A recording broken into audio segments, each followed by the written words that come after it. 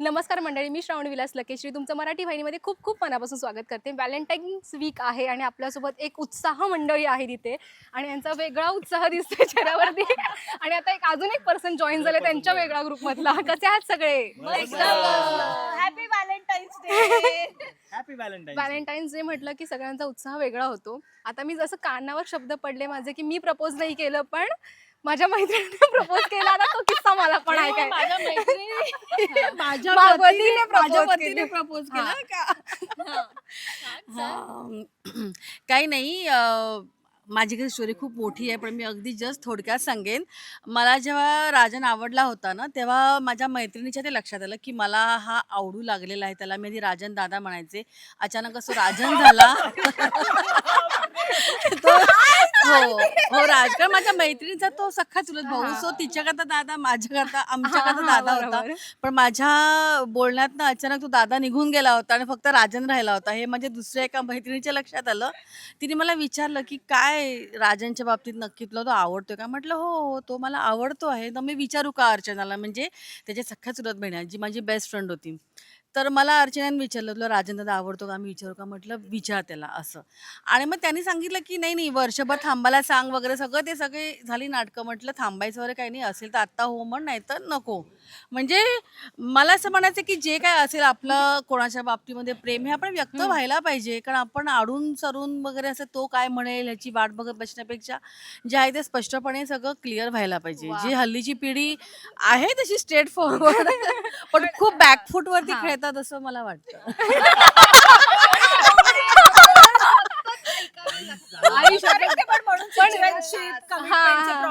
पण तिने का रिएक्ट करावं ह्या गोष्टीवर? Single person. हा म्हणजे आणि मी ऐकते, पण आता कधी कधी नाही गोष्टी घडत. आपल्याला वाटत असतात अमुकरित्या घडाव्यात, पण त्या नाही घडत तसा. पण प्राजू, माझ्या आयुष्यात एक चांगली व्यक्ती येणार, मी लग्न करणार. पण आपण डोळे उघडे ठेवून ते बघायला पाहिजे की अगं मी 13 तास इथे असते, कुठे जाऊ बघायला? ओके, ही वेगळी नाही नाही, पण मला ना हल्लीच्या ह्या पिढीचं हे पण खूप आवडतं की त्यानं ही जी पिढी ती करिअरला खूप फोकस आहे. म्हणजे आम्ही पण होतो, पण आम्ही करिअरच्या सोबत जे आपलं वैयक्तिक आयुष्य आहे ते पण जोडीने आम्ही बरोबर कसं न्यायचं ह्या दोन्ही गोष्टी आम्ही करत होतो. पण ही पिढी आहे ती फुल करिअरला फोकस आहे. आधी त्यांचं करिअर सगळं त्यांना सेटल करायचं असतं, त्याच्यानंतर त्यांना त्यांचं पर्सनल लाईफ त्यांना सेटल करायचं असतं. पण मला असं वाटतं की दोन्ही सायमल्टेनियसली व्हायला पाहिजे. कारण प्रत्येक गोष्ट ही वेळेवरती व्हायला पाहिजे. वेळेवरती प्रत्येक गोष्टी व्हायला पाहिजे, हे असं मला प्रामाणिकपणे वाटतं. आता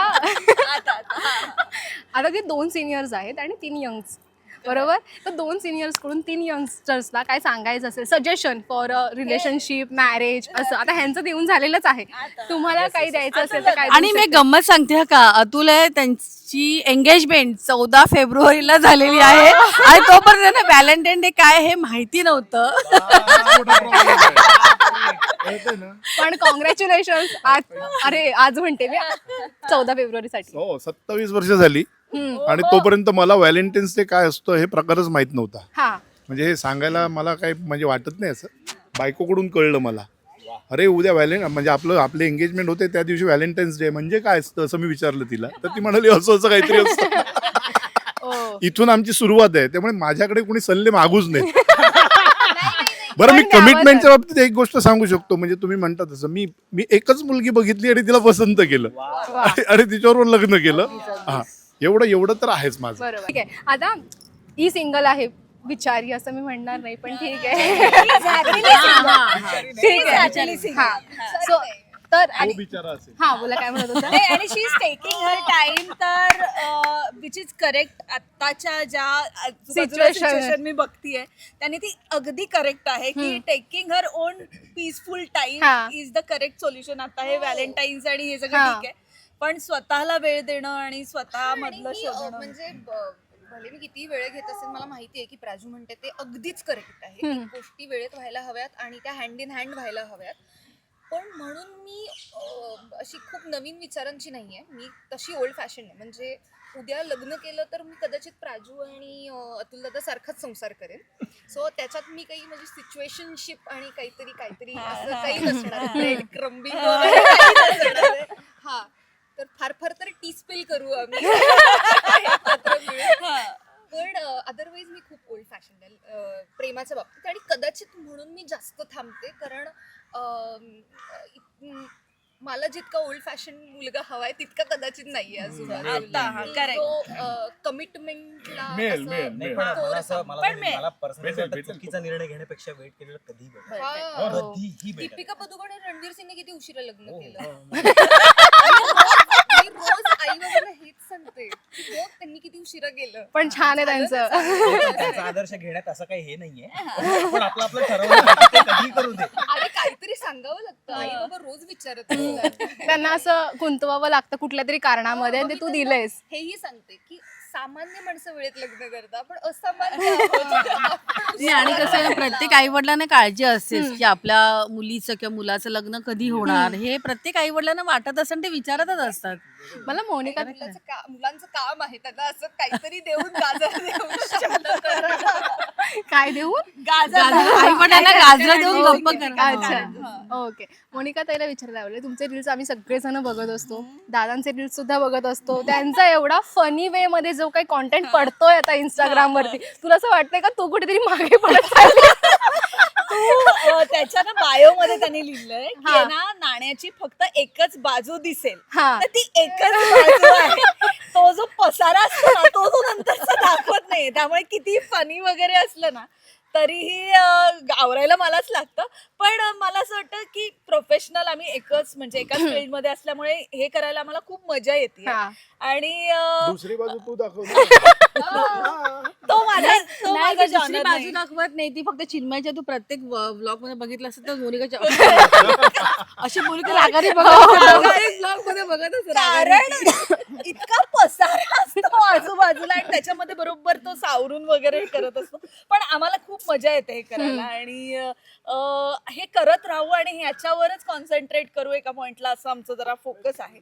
त्यामुळे मला ह्याचं नाहीये भीती की ना त्याचे जास्त होतील.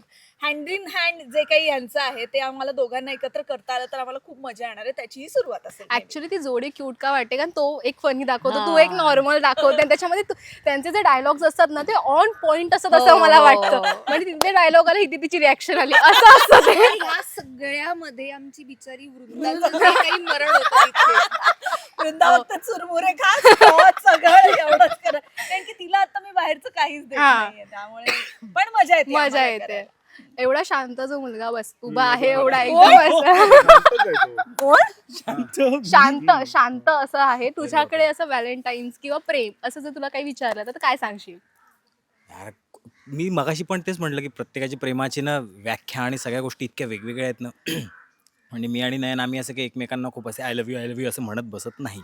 आम्ही आमच्या कृतीतून आणि सगळ्या गोष्टीतूनच आम्ही ते एकमेकांना एक्सप्रेस करत राहतो. म्हणजे Okay. एकमेकांसाठी छोट्या छोट्या गोष्टी करणं असो, एखादं काम करणं असो. तिला ऑफिसमधून यायला उशीर होणार असेल तर मी जेवण तयार करून ठेवणं आणि ते आल्याबरोबर बस, मी भाकरी आणि पोळी रेडी करून ठेवली, आता आपण जेवूया दोघं.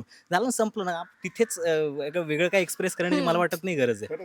ओके. आणि आम्ही आमचं एक्सप्रेस त्याच्यातनंच करत असतो. आम्ही बसून आम्ही मेसेजेस पण कधी अरे हे असं काही नाही. किती गोड आहे. पण Yes. आता सध्याचे जेन्झी वातावरण आले, त्याच्यामध्ये ब्रेड क्रम्बिंग आणि बेंचिंग सिच्युएशनशिप. माहित नाही, फक्त हो, शब्द कळतात. सेम. मला नाही माहिती काय तू बोलली. मी मला 2 मिनिटं म्हटले गुगल करायला लागणार आहे मला. असल्यामुळे मला पण पण हा.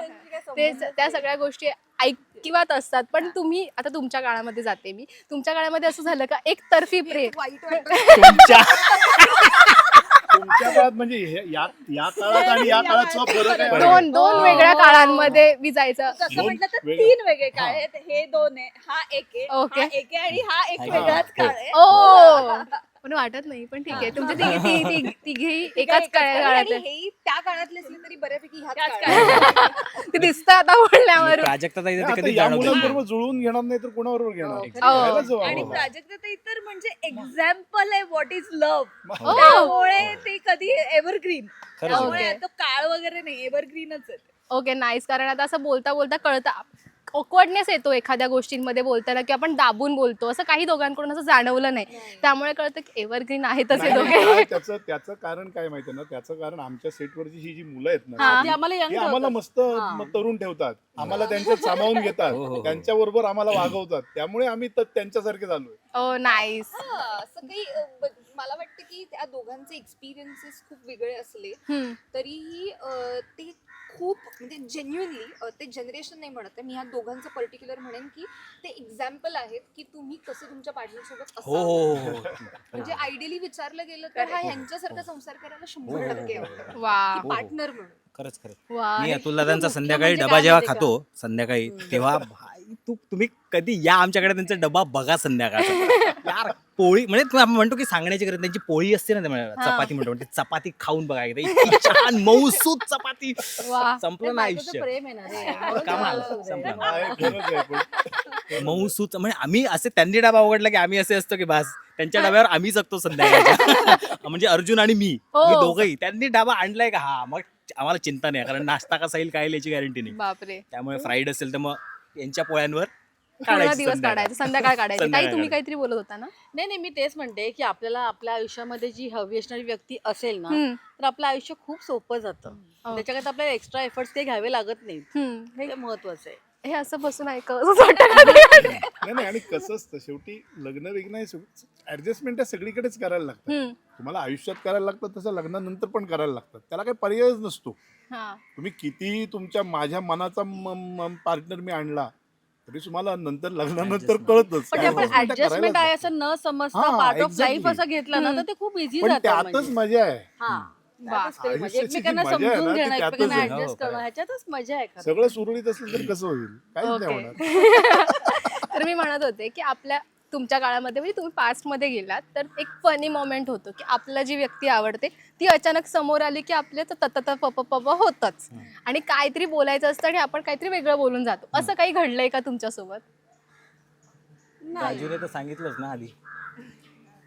नाही तर पप्पा नाही जरा तत clear. पप्पा वगैरे होऊ द्यायचंच नाही म्हणून Clear. स्ट्रेट पाहिजे ते मागायची गोष्ट. हो तर हो, नाही तर तू नाही. पाहिजेच माझ्या आयुष्यात. हो की नाही सांग? विषय संपला. विषय संपला. आणि मला तो म्हणजे म्हणतात फर्स्ट सेट तसं माझं राजांच्या बाबतीमध्ये होतं. ओके. मला बघता क्षणी तो आवडला होता आणि तो मला मिळाला. त्याच्यामुळे माझं आयुष्यातलं पहिलं आणि शेवटचं प्रेम येते. पण प्राजू सारखी इतकी पॅशनेट प्रेम करणारी मुलगी मिळणार असेल तर कोण मुलगा नाही म्हणेल यार. नाही रे, समोरून पण तसंच प्रेम मिळतं ना रे. मग प्रश्नच नाही. शेवटी देवाणघेवाण आहे ना ती प्रेमाची. खरंय, खरंय. पण हे जरा जास्तच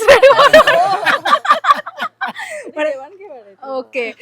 तुमच्याकडे कधी असं झालेलं आहे का की बोलायचं एक असतं आणि बोलतो एक आणि विषयच राहतो? पण माझ्या बाबतीत असं आहे की चिन्मय आणि मी ना बोलायला लागलो ना की हा. आम्हाला तासन तास कमी पडतात. म्हणजे आमची कधी कधी रात्र होते आणि असं होतं आता तर वृंदा असते पण आम्ही बोलतो आणि आम्ही बोलत राहतो, तर विषय आमच्याकडे कधीच संपत नाही. ओके. आणि या विषयातून त्या विषयातून मग गॉसिप, मग घरातलं, मग जेवायला काय करायचं, मग इथे जायचं तिथे, इतके ते 4-5 तास कसे जातात मला सुट्टीचा दिवस कसा जातो ना कळतच नाही. असं आहे बोलणं. बापरे. पार्टनर मला वाटतं की मित्र म्हणून जर हा. असेल आपल्या आयुष्यात तर खूप गोष्टी सोप्या होतात. जातात. बरोबर आहे. त्यामुळे म्हणजे मला वाटतं त्यामुळे चिन्मयीचा he's my मित्र मित्र आहे. पहिला आहे आणि नंतर नवरा आणि नंतर मुलीचा बाप वगैरे असं Correct. मित्र कंटिन्यू राहणं खूप जास्त गरजेचं आहे. कुठल्याही ओके. relationship. मला असं का वाटतं हिच्याकडे खूप आहे पण तो माणूसच भेटत नाही. हो. तुला समजलंय.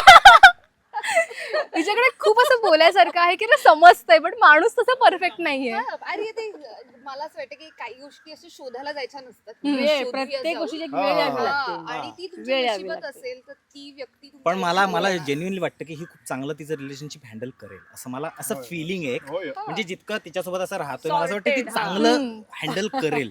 Sorted. असं तिचं मला कसं feel झालंय आहे. माहितीये कॅरेक्टर भले निगेटिव्ह असू दे हो. रिअल लाईफ मध्ये मी खूपच वेगळी आहे. हो. जाणून घ्या आहे, मला. आहे, आहे, आहे. खरंच ती खूप आहे, वेगळी आहे. आहे. खरंच चांगली आहे ती. नाही आम्ही हे कॅमेऱ्यावर फक्त बोलतोय. मागे आम्ही नंतर आमचं. चालेल. खूप छान वाटलं गप्पा मारून नाही, तुमच्यासाठी. आम्ही हे मुद्दाम बोलतोय कारण जे कोणी बघत असतील त्यात जे कोणतरी इलिजिबल असतील हो. त्यांनी लगेच कॉन्टॅक्ट करा. बायोडेटा पाठवा. कोण एलिजिबल आहे हे आम्ही ठरवलं. हा, ओके ओके. आता आपल्याला सगळ्यांना वाटतं की ते एलिजिबल हा, आता- असं नाहीये. सगळे मिळून ठरवू की कोण आहे eligible. हो, हो. ओके, तुम्ही जर सांगितलंच आहात की कोणी डीएम करा किंवा सांगा मला, तर प्रत्येकाने एक एक एलिजिबल असतात ना क्रायटेरिया, तो एकेकाने सांगा वा. आणि मग शेवटी तुझा एक येईल. ओके. बापरे, म्हणजे तू सांग नाही प्राजू. मला असं वाटतं की प्रियाला असा मुलगा पाहिजे जो तिला समजून घेऊन तिच्यावरती भरपूर प्रेम करून तिला तिचा वेळ देऊन तिचं काय करेल. कारण आमची लाईन अशी आहे ना की त्याला वेळेचं बंधन नाही आहे, तर बरोबर. तिचं हे काय तिची लाईन आहे काय करेल ते समजून घेऊन तिच्या बरोबर संसार करणारा असा पाहिजे. माझ्या मते की मनी वाईज खूप सॉर्टेड असलं पाहिजे, हम्म. की तुला आवडतं ना ते काम करण्यासाठी तू पैशांचा विचार करू नको. त्यामुळे पैसे हा क्रायटेरिया नसला पाहिजे. हवं तेवढे पैसे असले पाहिजे असा नवरा मिळाला पाहिजे. एखादा तुझा आता builder, तू- ज्वेलर्स वाला बिल्डर ज्वेलर्स वाला बिझनेसमन ज्याचं किमान 10 करोडचं टर्नओव्हर नवराचं applicable आहे माझ्यासाठी. हो या प्रिया, sorted होतं. मी seriously सांगते. स्वयंपाक करतो सगळं तू? स्वयंपाक झालाय का तयार? करायचं जेवायला करेक्ट पॉइंट झालाय प्रियासाठी. मुलगा कोणता, काय क्रायटेरिया काय पाहिजे criteria? हिच्या ते सगळं जे Eligibility criteria आहे. हा, तर माझं पैसे आहे, हिचं प्रेम आहे. ते प्रेम आहे. आता तू तू सांग, तुला काय वाटतं? काय? मला बऱ्याच गोष्टी असतात.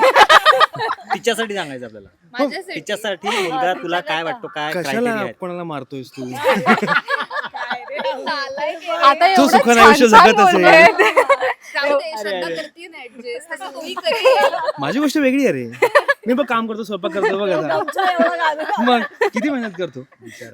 नवरा कोणताही म्हणजे पैसे जरा कमी असतील ठीक आहे. नाही प्रामाणिक पाहिजे. इथे 10 करोड प्रामाणिक पाहिजे. दुसरी गोष्ट तो मेहनती पाहिजे. तिसरी गोष्ट त्याच्या आयुष्यात काहीतरी एक लक्ष हवंय की जिथे त्याला पोचायचंय. आणि चौथी गोष्ट, he should be a family man. म्हणजे फॅमिलीला महत्व देणारा. आणि त्यानंतर पाचवी गोष्ट प्रेम. आणि या सगळ्या गोष्टी असतील तर प्रेम आपोआपच असेल. आणि जर फक्त प्रेम असेल तर तो सगळ्या गोष्टी पण तो करणारच. तो काळजी घेणारच. तो स्वयंपाक सुद्धा करणं हिच्यासाठी. तो काही झालं हिला की तो त्याचं काम सोडून तो हिच्या बाजूला बसेल. आणि कुठेही अडली तर हिला तो सपोर्ट देणार. पैसे कमी असले ना आयुष्यात तरी चालतं. नाही नाही. पैसे इथे वाद होणार आहेत आता.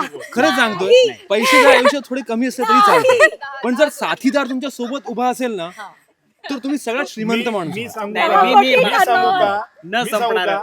आमच्या प्रियाला आवडेल आणि असा तिला मुलगा पाहिजे. पसंत पडेल असाच मुलगा, आणि असाच मुलगा आम्हाला हवाय. बाबांनी सांगितलं ना, संपला विषय. जास्त येतील. दोन्ही भांडी ए, करायची. ए, ए, थांबा भांडी बाकी घासाची मी आहे, थांबा. बापरे. पण मला हा, थांबा, हा काय जरी याला सांगितलं. नाही, मला असं वाटतं तो बोलला ते बरोबर आहे अगदी, की प्रेम पाहिजे. प्रेम असेल ना माणूस तर दुनिया इकडची तिकडे करेल तो त्या व्यक्तीसाठी. मला असं पर्सनली वाटतं. ओके. करतोच तो, जर प्रेम असेल तर. प्रेम नसेल ना भाई तर मग ते तुम्ही कितीही काही प्रयत्न करा, मग ते 10 करोड असो, मग ऑडी घ्या, मग त्या ऑडीत बसून रडा. हा विषय आहे. सो त्यामुळे मला असं वाटतं प्रेम असेल ना तर मग Yes. वा. दुनिया इकडची तिकडे करतो माणूस इथे त्याच्यासाठी. असं मला वाटतं असं तिघ पर्सनली जण वाटतं. प्रेमाच्या बाजूने एक जण हवे. 10 नाही, नाही, कोटी नाही, पण हवे. तिचा मुद्दा बरोबर आहे की मी माझ्या प्रेग्नन्सीवर पण काम केलेलं नाही. पण मनी पैसा आणि प्रेम नसेल तर No. मग कसं होणार मग? नाही, मनी मॅटर. आपण ह्याच्यावरती नाही, नंतर पैसा- मोठं डिस्कशन करूया. पैशाची गरज असते, असेल पण पण त्याच्यापेक्षा जास्त गरज ही प्रेमाचीच असते. ओके. पण पैसा श्रीमंत कमावता समोर येऊ तो शकतो ना. प्रेम करेल माझं असा शोधू. एक्झॅक्टली हा मुद्दा बरोबर आहे. पैसा कमावता येतोच, हा पैसा कमावता येतोच, प्रेम नाही आणता येत ना. प्रेम आहे. खोटं प्रेम नाही. पण मला सांग, माझ्याकडे खूप पैसा आहे पण माझं त्या व्यक्तीवर प्रेमच नाहीये. तो ड्रायनेस घेऊन मी आयुष्यभर कसं जगायचं ग? आणि आपण कसं असं- जगायचं? मी आणि खूप असं आपण पैसे आहेत. कित्येक संसार बघतो, ओ. पैसा खूप आहे आणि पण मला बाकी काही जॉईंट नाही. फॅमिलीत राहणारा मुलगा हवा. थर्ड.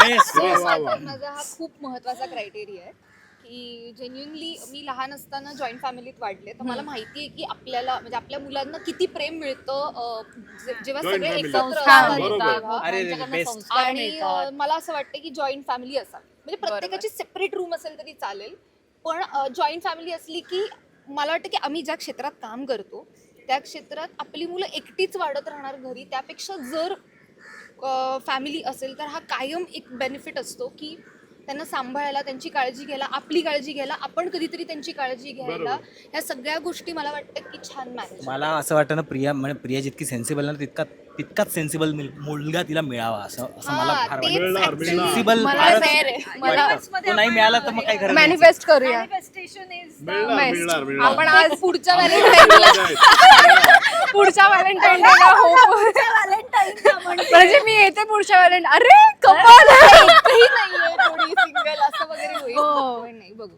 Yes, मिळेल. फायनली तिचे क्रायटेरिया समजलेले आहेत. स्वयंवर झाल्यासारखं आता फील झालंय. आता DM ला सुरुवात मला आहे. कळलं का यांना करा.